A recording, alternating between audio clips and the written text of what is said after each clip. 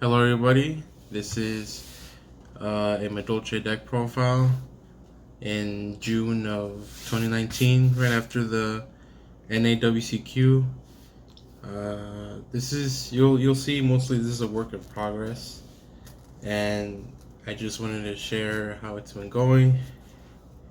So let's just go ahead and start. On main day we're running 41 cards. First up is 3 Madolche, Mageline. When she's normal summoned, she searches any Madolche monster from the deck and adds it to your hand. I'm mostly just gonna go over these pretty quick because if you're watching this video, you'll probably know already most of them what most of the Madolches do. So I'll just mostly just talk about how they're used. Of course, 3 Petting Sesor. She is probably the best card in the deck because she special summons when there's no monsters in grave and special summons from the deck or hand. The only real drawback of this is that you're locked into you're locked into summoning Madolches for the rest of the turn of your turn and even your opponent's turn, because there's some plays where you can summon her in their turn and you'll be able to bring back your board if they manage to break it and not be able to get rid of Ticket or Chateau, which we'll get to real soon. 3 Madolche Angeli. Tributes herself and special summons a Madolche from deck, and said Madolche cannot be destroyed by battle. So her and Pudding Cess and Mageline, they all really work really well together, especially with the spell card that I have in the main deck that special summons fairies from the hand, and we'll see through that real soon. 3 Hoot Cake. Most people run 2. I will probably bring it down to 2 as well once I get more Phantasmes in. Hoot Cake banishes from your graveyard any monster to summon a Madolche monster from the deck. So unfortunately, we can't have floodgates that prevent banishing, because you really will rely heavily on banishing yourself as well. And 2 Messenger Lotto, a card that you never want to see in your hand. I'm sure you've heard that a million times. Like, so far we're just going through the bread and butter right now. He searches the spells. 1 Pudding Cess, and that's of course for level summoning with Petting Sesor, so that she goes down to level 4, and you do an overlay with 2 Chocolate Mode. And here we run Kaijus, Gameciel and Sticky and King Ghidorah, because they really are really good when you need to get rid of something like a boss monster that is really frustrating to get rid of. And the best part is when you do manage to get rid of their boss monster, you can just shuffle the Kaiju back into your deck, so that with the Queen, so that it doesn't interfere with your graveyard if you pull that off that correctly. 1 Phantasme for now. Ideally you want to run 3, and ideally in this profile it would have at least 2 Pot of Extravagance as well on top of this. But like I said, it's a work in progress, and I just wanted to show how it's going. So far, 1 Phantasme. Some would say I don't need it in the main, and I don't need it in at all just yet because I only have 1. But most decks use link monsters anyway. So if I do encounter a deck that's not using links, then it's an easy switch for a side. 1 Ghost Ogre and 2 Ash Blossom. Right now, I just have the one Ghost Ogre. I traded out all of my other ones before. I thought I would need her in the Madolche deck. Ideally, I want to have 2 and 2. I think that's a really good ratio that seems to work well with other decks as well.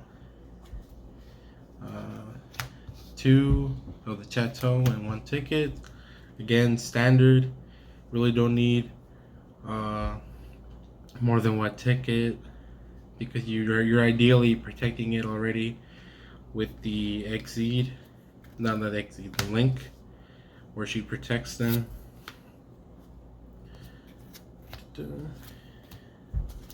Now, something that I don't see a lot of people run in Madolche is Celestial Transformation.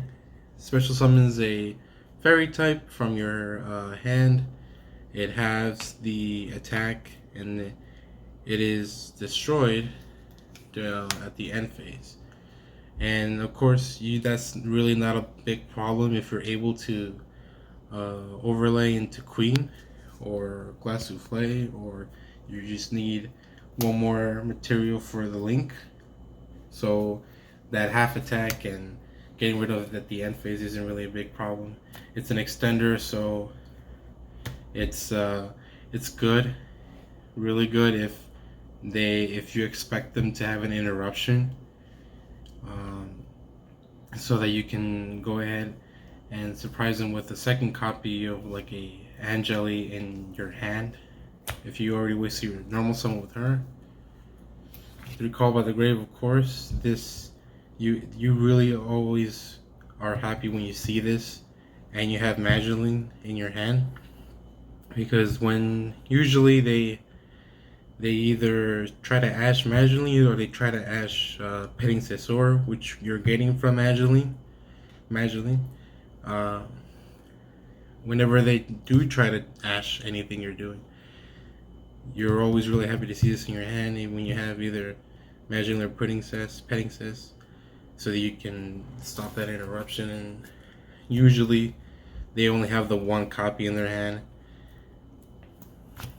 3 Forbidden Chalice. This is probably arguably one of the picks that you could probably replace entirely, because there's so many other useful cards you can use in the main deck, like Solemn Strike. But I like this because it's like a second, if especially with dinos, they almost always finish their turn with an Exceed and Ultimate Conductor Tyranno. So if you open with 1 Forbidden Chalice and 1 Permanence, you can go ahead and happily negate their two monsters, and that'll leave you with no monsters in grave, which is what you want when you're starting your turn. And 1 Slumbering Kaiju Slumber. That's a dark hole, and that's why we have the 3 different kaijus with 3 different names, so that if you do draw into 1 kaiju and draw into slumber, then you still have those other 2 that you can work with, so that you can clear the board. Usually you'll have nothing on yours, and they'll have a complete board. If that doesn't work out, if they have an interruption for that, there's Raigeki, obviously a good card. Upstart and Monster Reborn. Upstart, that is for when you really think you can't go for the kill, and you give them those 1,000 life points so that you can hopefully draw into something a bit better. Right, and there's also the possibility that you might already have an advantage, and you know you can pop out more than 9,000 damage, and you just use it just in case you can draw into something a lot better. Monster Reborn, of course. For I mostly use this for interrupting their own graveyard, and most of the time it works out really well. People really don't. Most of the time, people want to reborn their own grave, but a lot of the time, reborning one of their monsters really interests them a lot. 3 impermanents, and this is just really fantastic, especially going second, because you can just, it's a free negation of any monster that's on their field. And when they force you to go first, which they almost always do when it's game 2, it's a good card to set down. And if you're watching where they're setting their back row, you can set them where you think that they'll set their own in the same column, and thus you can even negate their own spell or trap. And that's the only trap we play. On the extra deck, we run 3 copies of every Madolche except for Chalk a la mode. Fresh to start, she really does a good job of protecting herself and protecting the spells to Chateau and Ticket. The opponent will really have to really think about removing her. The only way to remove her is by sending her anywhere else, like just bouncing her back or sending her to be banished or to the graveyard. She's also a pretty good beat stick at 2,000 with the Chateau. 3 Queen, really strong card with bouncing back cards, and it doesn't target at all, and it's not a hard once per turn. It's really a miracle that they allowed this. I think Queen is the first XZ they ever had, and I'm pretty sure it's the only XZ that doesn't have a hard once per turn, which it's really great, because if it had a hard once per turn, this deck would be a lot weaker. But she's arguably the strongest XZ for Madolches.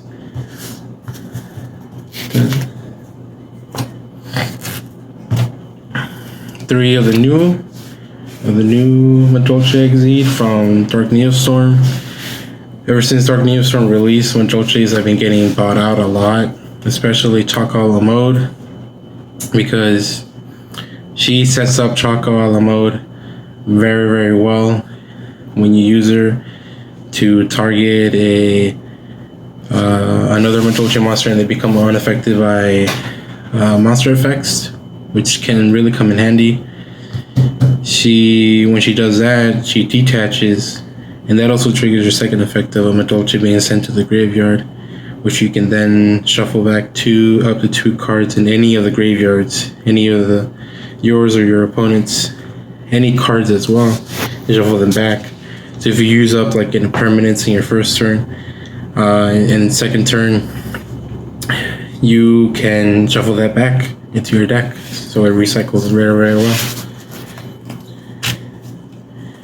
2 Chalk a la mode. I only run 2 right now because of her really steep price right now. I bought both of these right before Dark Neostorm, and I was fine having 2 back then, but after Neostorm, I really feel, especially when I do start implementing Pot of Extravagance into the main deck, this really will need to be at 3, and hopefully the price kind of goes down once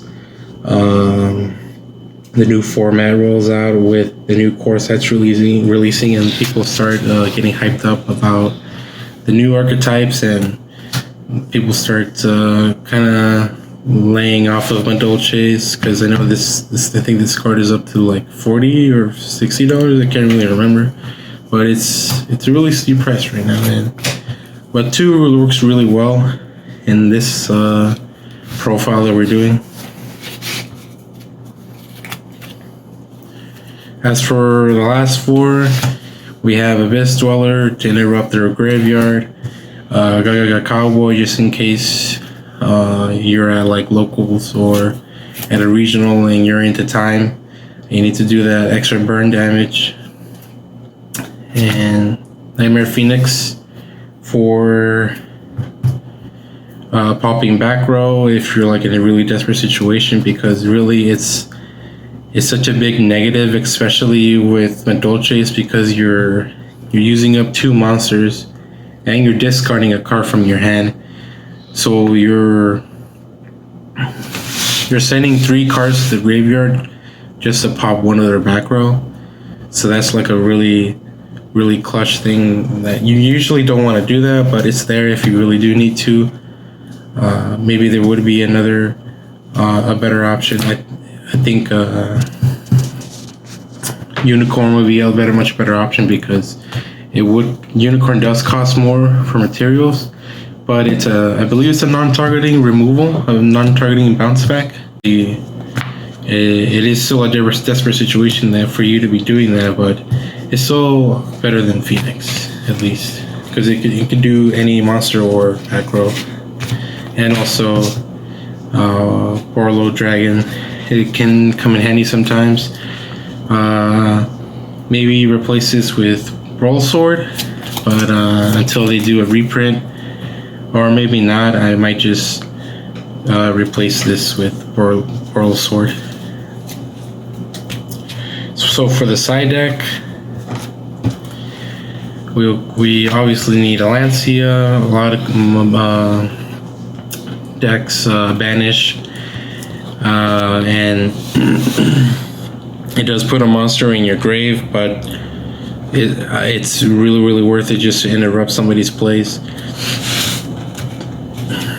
3 goes in match. This is really the kind of card where that it really demands of you to pay attention to your opponent's monsters, because they might be playing a deck that is really strong, but all of their monsters are different attributes, so this becomes really powerful against them. So the biggest obstacle with that is you really have to pay attention to what kind of deck they're playing. 3 red reboot. This is really good with Madolches, as some people they set a lot of back row against Madolches so that they can Solemn Strike the Exceed summon, and you can just pop a red reboot, and they're not activating any traps anymore for that turn. And almost every time I've ever used this, I've won that game. And it's then the best part of this is that you activate from hand, which is perfect for going second and doing that OTK. 3 anti-spell fragrance, obviously for pendulums, and just in case you're fighting Sky Striker. That's pretty much it. The card is really simple and it's really strong. 2 Solemn Strike, and last one is Twin Twister. I'm really considering just removing the 2 Solemn Strikes and adding 2 more Twin Twisters, because there's just a lot of back row that people use nowadays, and yeah, I think I will change that to 3 Twin Twisters.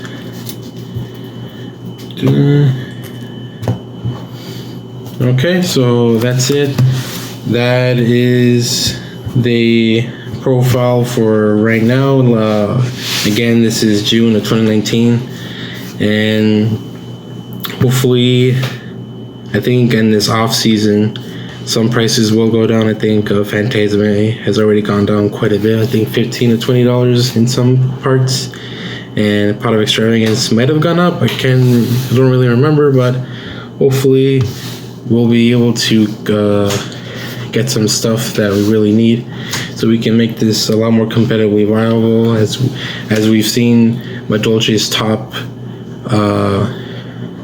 in I think both Australian nationals, and they might have topped in French nationals. I'm not really sure, but they are starting to top a bit more now with the new Exceed support that just came out, the Teacher Class Souffle.